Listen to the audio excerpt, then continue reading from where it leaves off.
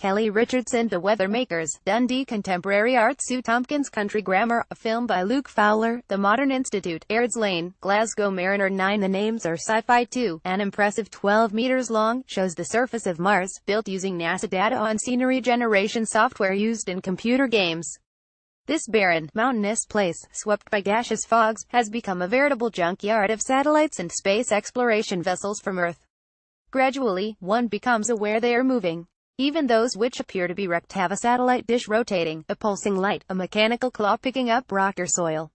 Richardson is deliberately unspecific about the time frames her film portrays now, perhaps, when we seem none too mindful of the truckloads of junk we send into the wilderness of space, or a future date when civilization on Earth has been knocked back into the dark ages, and the detritus of our technology keeps on beaming back data which we can no longer read. Orion Tide shows film of a desert at night in which the flares of repeated rocket launches light up a star-filled sky. Are they missiles or satellites? A population departing from a hostile Earth and interplanetary invasion force. It's both intriguing and a little sinister. Two children, who were in the gallery when I visited, were initially enthralled by it, though, when nothing further happened after 10 seconds or so, they quickly moved on. Leviathan takes footage from Caddo Lake in West Texas, home to an ancient cypress forest, to which Richardson has digitally added tendrils of light in the water around the flooded tree roots.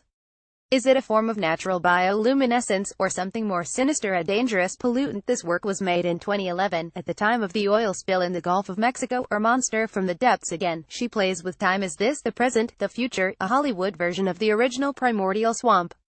Concluding the show are 5 sea prints from Richardson's Pillars of Dawn series, black and white images of lone trees at night, composed of tiny crystals. They are meticulous and beautiful, inspired by a suite of Victorian prints, and pointing to the influence of romantic landscape painting behind all of this work. Are they two harbingers, the last, crystallized survivors of a post-apocalyptic Earth?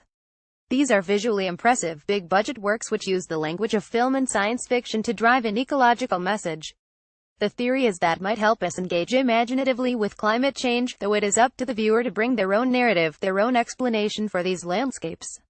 My question is, how many will do they make the issue of climate change more real and present, or does the flawless, cinematic nature of these images actually distance us from them rather than draw us in?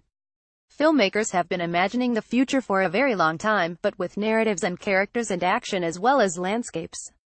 These films feel like empty stages on which such action could happen, but, for those without the time or inclination to put in the imaginative work, they are in danger of leaving us cold.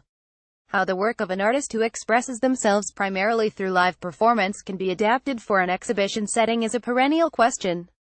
Many performance artists will say that filming their performances creates a very different, and usually inadequate, representation of what they do. Sue Tompkins, one of the foremost of Glasgow's contemporary artists to work mainly in performance, has found an interesting way of solving this problem. Country Grammar is a translation of an early performance by Tompkins from 2003 into film by another Glasgow artist, Luke Fowler, who is highly acclaimed as a filmmaker. He does much more than film Tompkins performing, although he does that too by creating a visual response to her performance. He draws out the layers of resonance in the original work. Tompkins' work is a kind of sound poetry, a stitching together of words and phrases, a kind of freestyle stream of consciousness, half chanted, half sung. Things to make and do, she chants, like a deranged children's TV presenter. Don't bore me. You're boring. It teeters on the edge of being something that could be dismissed as self-indulgent gibberish.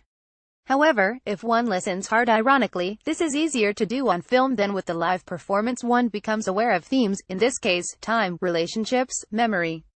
There is a tone which is almost elegiac. Nobody can give me back the past.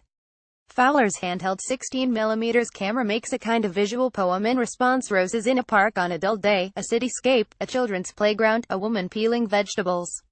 His film not only shifts Tompkins' work into another medium, it finds a way of drawing out the hidden depths within it. N. Kelly Richardson until November 26, Sue Tompkins until November 4. A second phase of Tompkins' exhibition, including paintings and objects, has now been added, alongside the film.